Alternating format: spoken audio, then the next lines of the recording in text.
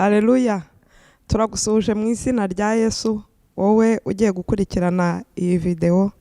Twari dusanzwe kuri iyi chaîne tunyuzaho ubutumwa mu ndirimbo nge n'umuryango wanjye, ariko twatekereje ko ibyiza twanakongeraho ibindi tukanyuzaho n'ijambo ry'Imana. Niyo mpamvu tuguhaye karibu, wowe ugiye gukurikirana, wowe ugiye kudufasha kujya uyisangiza abandi, wowe ugiye kujya ukora subscribe, cyangwa se wowe ugiye kujya utanga ibitekerezo byawe kugira ngo tubashe kubaka ubwami bw'Imana kandi natwe twiyubaka. Reka dutangire dusenga mu izina rya Yesu. Amen. Turagushima Data wa twese uri mu ijuru, reka ubwami bwawe buze, ibyo ushaka bikorwe mu isi nk'uko bikorwa mu ijuru. Turagushimira ku bw'aka kanya twinjiyemo, tugiye kuvuga ibyawe, tugiye kuvuga imbaraga zawe, tugiye kuvuga ububasha bwawe n'ubushobozi bwawe bwinshi. Ngwino ubane natwe, Mwuka wera w'Imana, uduhe ijambo rikwiriye, uduhe kuvuga ibihesha izina ry'Imana icyubahiro kandi bikubaka ubwami bw'Imana hano muri iyi si. Tugiye kuvuga ku mugore, tugiye kubaka umugore, tugiye kuganira ku buryo cy'umugore yakwiyubaka kandi akubaka abandi. Ndakwinginze ngo Mwuka wera uze mu ruhande rwacu, utugire neza. Cyubahiro n'ubutware by'Imana mu izina rya Yesu. Amen, amen, amen. Nkuko twabivugaga, twajyaga tunyuzaho indirimbo kuri iyi chaîne, ariko tugiye kujya tunyuzaho n'ijambo ry'Imana. Ijambo ry'Imana tugiye kujya tunyuzaho rero cyane cyane ni ijambo ryibanda ku mugore. Imana yashyize ku mutima wanjye kugira ngo mbashe gukora iyi ministeri, nubaka umugore kandi mfatanije n'abandi abo Imana izahamagara. Hari abo turi kumwe bavuga izindi ndimi z'amahanga, ariko niringira ko nzabona nabo tuvuga ururimi rumwe. Imana iguhe umugisha rero, wowe uzadushyigikira mu buryo bumwe cyangwa ubundi, dusengera tugira inama. Imana iguhe umugisha. Rero iyo ugiye kubagezaho iki kiganiro, nitwa Catherine Mutiganda, nkaba ndi umudamu, ndi umugore w'umugabo umwe, tukaba dufite abana 4. Tukaba dutuye mu gihugu cya Finland, mu mujyi witwa Vasa, ku mugabane w'i Burayi. Imana iduhe umugisha. Kandi nubwo ndaha ngaho ariko mvuka mu Rwanda. Ubwo rero niyo mpamvu ndi gukoresha ururimi rw'Ikinyarwanda. Imana iduhana umugisha rero. Imana yarampamagaye nk'uko ijambo ry'Imana ribivuga ngo muri Yeremiya havuga ngo naraguhamagaye kugira ngo utarabura urusoro mu nda ya mama wawe, naraguhamagaye kugira ngo ube umuhanuzi uhanurira amahanga. Niyo mpamvu rero nanjye ntaraba urusoro mu nda ya mama, Uwiteka yaranzi kandi yarazi icyo yampamagariye gukora. Izina rye rihabwa icyubahiro. Rero mu Rwanda nize iby'ubwarimu, ngeze n'ahangaha niga ibijyanye, niba nabyita ubuganga cyangwa se bivanze na sociale. Nyuma rero nza kwiga n'ishuri rya Bibiliya njye n'umutware wanjye, tubyiga mu gihugu cy'Ubufaransa. Nyuma tuza guhamagarirwa kuyobora itorero ryitwa International Open Doors for Christ. Ubwo rero tukimara gutangiza iryo torero, Uwiteka yakomeje kuvugana n'umutima wanjye, avugana n'ubwenge bwanjye, avugana n'ibitekerezo byanjye ko nagombye kugira icyo nkora ku ruhande rw'abadamu. Bifata igihe kitari gitoya, ariko ngenda nemerera umuhamagaro w'Imana, nuko Imana igenda ikora ibyayo. Ndibuka ko uko ijambo ry'Imana ribivuga ngo utarabura urusoro mu nda ya mama we, naraguhamagaye. Nanjye numva nagiye nsubiza amaso inyuma, nsanga ko Imana yari yampamagaye guhera na kera. Ndibuka igihe kimwe ndi umwana mutoya wiga primaire, sinibuka umwaka nigagamo, hari abantu twari duturanye bari bakundaga gupfusha, bakabyara bagapfusha, nta mwana bari bafite. Nuko igihe kiza kugera, umugabo aza kunanirwa, yirukana umugore. Ndibuka ko uwo mudamu najyaga njya kumusura nkamuganira, sinibuka ibyo namuganirizaga, byo kwihangana n'iki, sinzi no kwihangana icyo ari cyo, ariko icyo nibuka nuko najyaga fata nk'imyenda yanjye nkamushyira. Nuko nyuma nza aho nagiye niga nibuka ko najyaga ntoza abana b'abakobwa bazabona iyi video wenda bamwe bazabyibuka ko aho twagiye twigana hariya kuri Saint Emmanuel i Nyanza, twajyaga duhura n'abakobwa nkabatoza gusenga muri bikeya narinzi, tukajya twiga kwiyiriza ubusa dusenga. Mbese igihe cyose nagiye nisanga ndi kugendana n'abana b'abakobwa. Tukimara gutangiza iri torero rero nagiye nabwo ntangira kwegeranya abadamu nkababwira, tukaganira, tukungurana inama, tukaganira burya abantu ko baganira bagira ibyo bagenda bunguranaho. Ubwo rero tugenda tuganira, tukungurana inama, tugahura, tugasenga. Nza kwisanga none ndi kwegeranya abakobwa nabo tukajya duhura, tukaganira, tukungurana inama, tugasenga. Mbona ko rero Imana yagiye ibitangira mu buryo bumwe cyangwa ubundi, ntarabimenya neza, ariko gahoro gahoro igenda insura, igenda inganiriza mu ruhande rwanjye, kandi ikagenda intumaho n'abantu. Nyuma naje kwibaza ntese Mana, ndabibona ko wampamagaye kugira ngo ngukorere, ese ndagukorera mu buhe buryo? Kubera ko numvaga ibyanyorohera ari gukora umurimo mu rurimi numva, rurimi rwanjye rw'Ikinyarwanda, nkumva mbese nibyo bintu binyoroheye. Ariko Imana iza kunyereka ko atari abo duhuje ururimi n'uruhu gusa, ahubwo na bene iki gihugu. Igihe cyaje kugera rero nza kwibaza, numvaga mbese ndi gushakisha uburyo ki nakwegerana n'abo tuvuga ururimi rumwe. Nyuma tuza kujya mu giterane kimwe ndi kumwe n'umutware wanjye, nuko niwe wari umwigisha, ariko agiye gusengera abantu abwira abadamu ati ni mujye ukwanyu, madamu abasengere, noneho abagabo muze namwe ukwanyu nanjye mbasengere, we abasengere. Ubwo ntangiye gusenga rero, ntangiye gusengera abadamu, urumva bari n'abantu, urumva kugira ngo usengere abantu mbese ugomba kuba uvuga ururimi rumwe nabo kugira ngo wumve uko usenga. Abo bantu rero nari ntangiye gusengera nta nubwo ururimi rw'igifinwa nari nibagiye kubibabwira. Njye nize ururimi rw'Igiswedwa n'urw'igifinwa nararwize, ariko urwo metiriza cyane n'urw'igiswedwa. Ubwo ako karere twari twagiyemo rero kari akavuga igifinwa. Noneho nangiye gusenga rero, ntangiye gusengera abadamu bari aho, uwa mbere nasengeye ahita yuzura imbaraga, ahita atangira kurira, atangira kuzura umwuka wera. Ndavuga ni Mana, hari icyo wampamagariye ku badamu. Ibyo byose bigenda byiyegeranya, nuko ndavuga ni Mana, noneho nanjye ndi imbere yawe nkoresha ibyo ushaka bituma izina ryawe rihabwa icyubahiro. Ubwo naje kugeza icyifuzo cyanjye ku mudamu umwe, n'Umufaransakazi, yari afite umwana wiga muri uyu mujyi dutuyemo. Ndamubwira nti numva Imana yarampamagariye gukora umurimo mu ruhande rw'abadamu, ariko sinzi ukuntu bizagenda, mbigenze ne?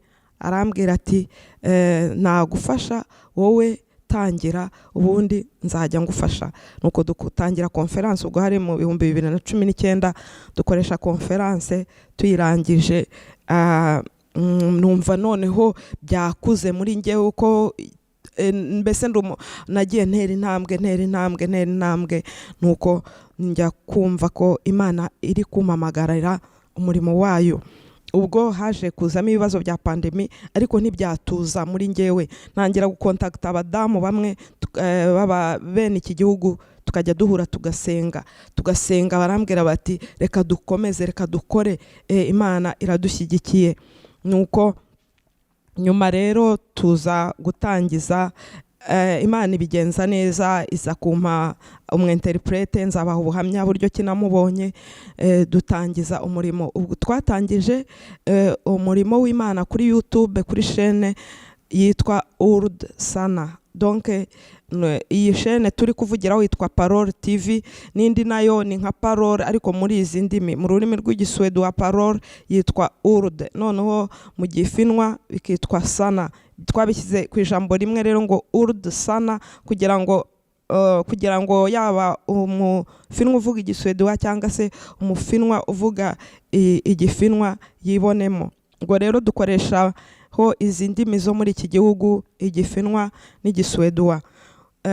Rero n'iyi ngiyi ya Parole TV nyine tunyuzaho iby'ururimi rw'ikinyarwanda, kuko abanyarwanda nibo bavuze ngo ijya guhisha ihera ku rugo.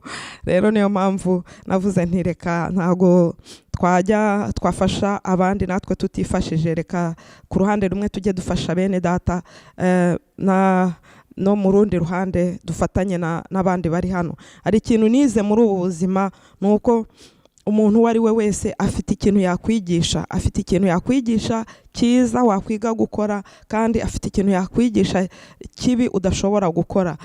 Mu bantu ngenda mpura nabo, nkora ku buryo mbona ikintu mwigiraho, ese ndamwigiraho ikimfasha nzajya niga nanjye nkagikurikiza, cyangwa se mwigiyeho ikibakora njyewe ubwanjye nashobora gukora. Niyo mpamvu rero ku kintu icyo ari cyo cyose wakigiraho ikintu kimwe. Niyo mpamvu kuri iyi shene wenda uzasanga uvuga uti ibi ngibi njye sinabikora, ariko hari icyo twakwigisha wagira cyabasha kukubaka, cyane cyane wowe mukobwa, wowe mugore ushaka kubaho ubuzima bwiza, kuko twamenye ko intego Imana yaturemeye ari ukugira ngo tunezerwe, no kugira ngo twishime. Rero muri iyi nyine minisiteri yo kwita ku mugore, twatangiye twibaza ngo umugore ni iki? Ese umugore yavuye he? Umugore intangiriro ye ni iyihe? Ese aturuka hehe? None iryo jambo rero tubona aho umugore yaturutse turarisanga mu Intangiriro ibice 2 umurongo wa 18. Ni ijambo abapasiteri cyangwa abanyamadini bakunze kuvuga cyane cyane bagiye gushyingira, kugira ngo bumvishe umugore aho yaturutse. Ntabwo tugiye gushyingira, nta nubwo intego yacu ari byo kuvuga gukingirwa, ahubwo kugira ngo tuzabashe gufasha umugore twibajije ko tugomba kubanza tukamenya inkomoko ye, tukamenya aturuka hehe. Nitumara kumenya aho aturuka, turamenya tuziga neza ububasha n'ubushobozi yahawe, tuziga neza misiyo yahawe. Eske yahawe iki? Inshingano ze ni izihe? Kandi niba tuvuga ku mugore, ntabwo tuvuga ku mugore washatse gusa, ahubwo turabwira umukobwa, turabwira umwana mutoya, wowe donc uw'igitsina gore, urwego waba uriho rwose, navuga imyaka waba ufite yose, tuzakugeraho. Cyane cyane tuziga twebwe abamama gutoza abana kumva ko mbese bavutse ari abagore. Urugero, nkiba ari nk'igihingwa cyitwa ikigori. Ikigori cyose aho uzagisanga hose bazakita ikigori. Uzasanga bakita ikigori iyo ari urutete rumwe bagiye gutera mu butaka, barwita ikigori. Rwitwa ikigori iyo rutangiye kumera rukiri hasi. Iyo rutangiye kumera bavuga bati iki ni ikigori. Iyo ruzamutse rukagera hejuru barwita ikigori. Iyo rutarabyara ibindi bigori barwita ikigori. Iyo kitangiye kubyara ibigori bakita ikigori. Icyo kigori cyeze nacyo bakita ikigori. Donc buri gihe kiba ari ikigori. Niyo mpamvu rero umugore nawe ntago ari umugore kuko yashyingiwe, ahubwo ni umugore akivuka. Niyo mpamvu tuzigisha abana bacu ngo kwigisha abana bacu gukura bazi abo baribo, bazi aho bavuye, bazi aho bajya, bazi inshingano bahawe, bazi ububasha bafite Imana yabahaye. Niyo mpamvu rero ngusaba ngo uzakurikirane, wiyandikishe kuri iyi shene, kugira ngo ibiganiro bizajya biza ujye ubimenya, kandi biba ndizera nashidikanya ko ari umumaro bizakugirira nkuko nanjye biwungirira. Imana iguha umugisha. Tugiye gusoma rero ahantu umugore yaturutse, inkomoko y'umugore, ubundi niturangiza turasobanuraho. Imana iduhana umugisha. Niba ufite Bibiliya wasoma, warambura, cyangwa se wagenda ukajya kuyifata. Niba uri mu rugo, niba uri ku rugendo ukaba ufite telefone, ushobora gushaka Bibiliya muri telefone, Intangiriro ibice 2 umurongo wa 18 kugeza kuri 24. Niho mbese tuzibanda kuri iyi ministeri yacu y'abadamu. Intangiriro ibice 2 murongo wa 18 ni amagambo amenyera avuga ngo kandi Uwiteka Imana iravuga iti si byiza ko uyu muntu aba wenyine, reka muremere umufasha umukwiriye. Uwiteka Imana irema mu butaka amatungo yose n'inyamaswa zo mu ishyamba zose n'inyoni n'ibisiga byo mu kirere byose, ibizanira uwo muntu ngo imenye uko abyita. Kandi uko uwo muntu yise ikintu cyose gifite ubugingo aba ari ryo riba izina ryacyo. Uwo muntu yita amatungo yose n'inyoni n'ibisiga byo mu kirere n'inyamaswa zo mu ishyamba zose, ariko umufasha umukwiriye yari ataraboneka. Ku murongo wa 21 haravuga ngo Uwiteka Imana isinziriza uwo muntu ubuticura arasinzira, imukuramo urubavu rumwe ihasubiza inyama. Urwo rubavu Uwiteka Imana yakuye muri uwo muntu iruhindura umugore, imushyira uwo muntu, aravuga ati uyu ni igufa ryo mu magufa yanjye, ni akara ko mu mara yanjye, azitwa umugore kuko yakuwe mu mugabo. Nicyo gituma umuntu azasiga se na nyina akabana n'umugore we akaramata, bombi bakaba umubiri umwe. Amen. Kumvise rero inkomoko y'umugore ko ni igitekerezo cy'Imana ubwayo, twaturutse ku Mana. Yohana ni wabivuze ngo twebwe iwacu ni mu ijuru niho dutegereje umukiza ko azaturuka.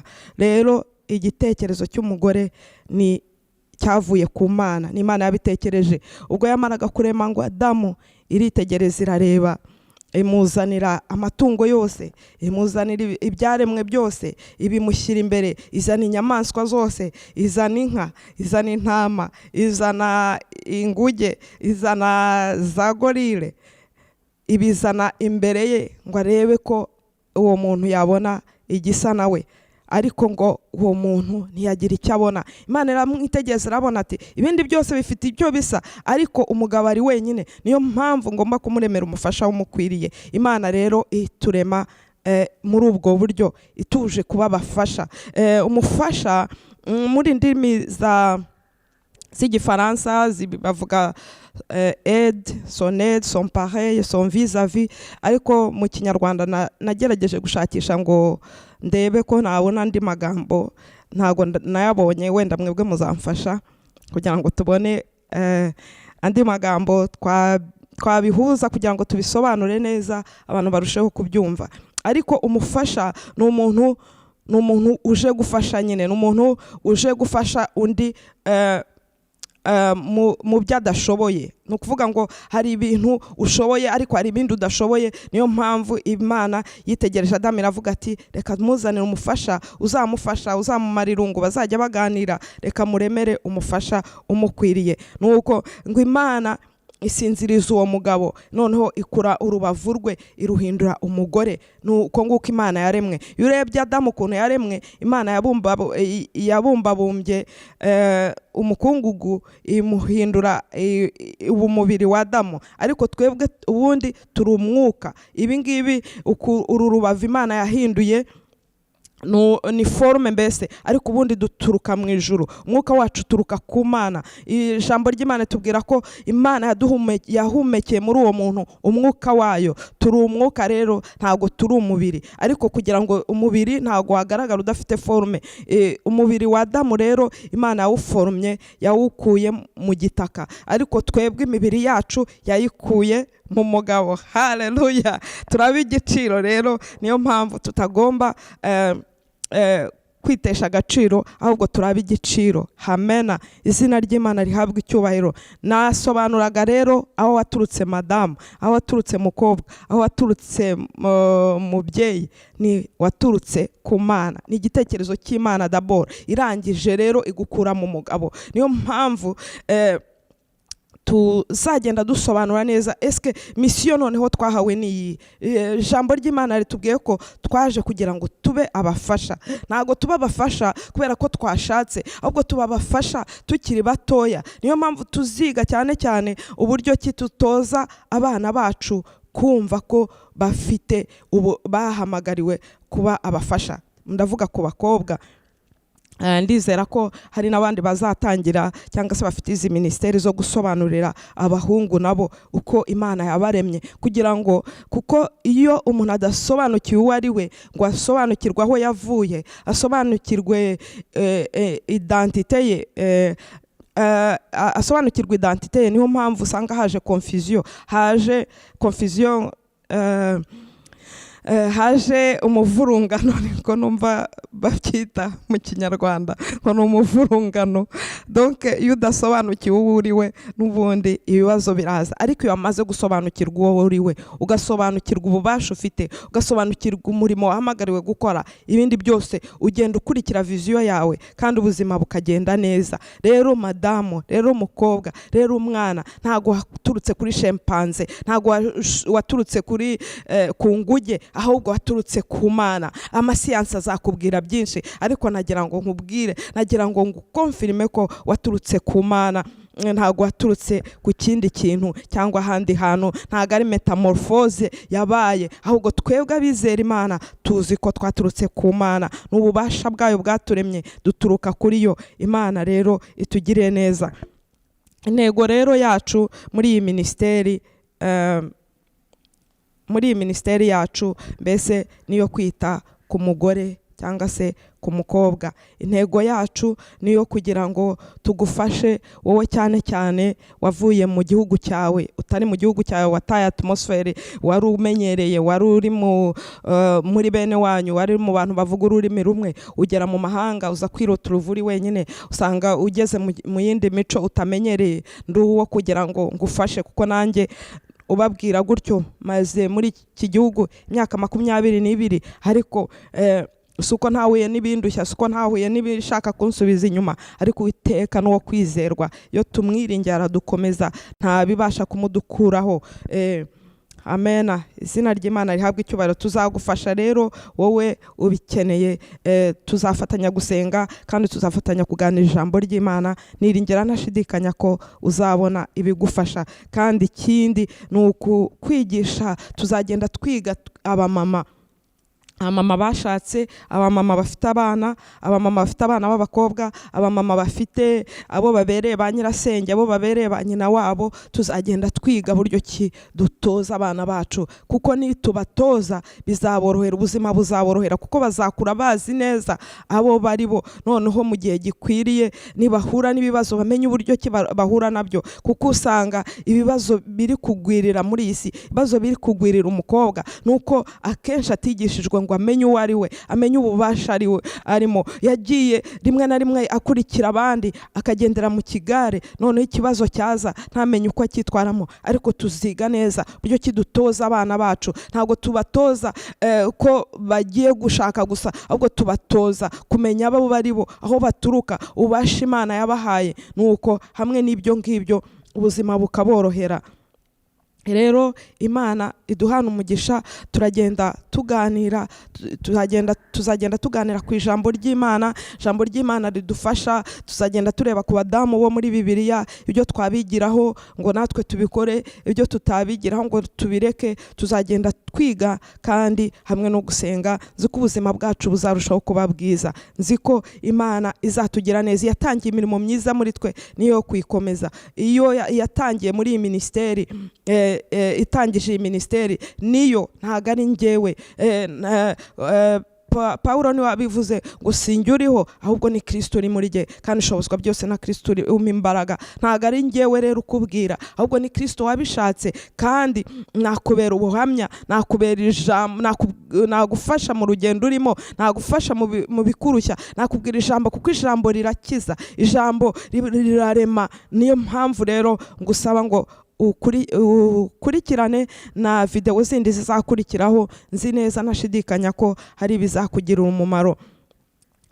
Nkuko twabitangiye rero, ndi hafi kurangiza, ntagira ngo nkwibutse ko iyi ministeri cyane cyane irareba igitsina gore. Wenda hari umugabo uzagera akavuga ati ntago ari njyewe, ntibindeba, rero ntago nshobora kubyumva. Ariko wenda ufite mushiki wawe, ufite umugore se, ufite abo ubereye ba nyirarume, abo ngabo ushobora kugira icyo wumvamo wabasha kubafashisha, cyangwa se wabasha kubabwira nabo bakaza kugira icyo bumva. Nzi neza nashidikanya ko hari byinshi bizubakwa kandi ubwami bw'Imana buzaza bukagera ku bantu bayo bunyuze muri iyi ministeri. Ni Imana yabitangiye rero, ntabwo ari ububasha bw'umuntu, ntabwo ari kubw'amaboko cyangwa kubw'imbaraga, ahubwo ni kubw'Umwuka Wera. Dufatanye rero kandi Imana izaguha umugisha. Yari introduction y'iyi ministeri, ubundi tugiye kwinjira ubutaha tuzinjira no mu ijambo ry'Imana. Imana iguha umugisha. Reka ngusabire umugisha wewe wumvise, wowe ukora wiyandikisha kuri iyi ministeri, wowe uzayisangiza abandi, wowe uzatanga ibitekerezo, wowe uzayisengera. Ndagusabira umugisha utagabanije. Saba Imana ngo Imana idakiranirwa ngo yimbagirwe imirimo y'abera iguha umugisha. Imana iguha umugisha rero mu izina rya Yesu. Nsabiye umugisha buri wese uzagira igitekerezo cyiza atanga, uzasengera ministeri, uziyandikisha kuri iyi ministeri, uzasangiza abandi. Mwami, umuntu wese uzagira icyo akora ntukakibagirwe Mana, mu izina rya Yesu. Kandi koresha abantu benshi dufatanye kugira ngo twagure ubwami bwawe, kandi kugira ngo kuko ijambo ry'Imana rimbwira ko umwana w'Imana icyo yerekaniwe ari ukugira ngo amareho imirimo ya Satani. Ndasenga mu izina rya Yesu ngo ukoreshe bene data babashe kumva, bumvire, kandi ukoresha abandi bafite uburyo bwo kugira ngo dufashe abandi nabo babashe kugira icyo bakora kugira ngo twagure ubwami bwawe. Mana, urakoze icyubahiro n'ubutware bibi byawe none n'iteka ryose. Nsenze nizeye mu izina rya Yesu. Amen, amen, amen.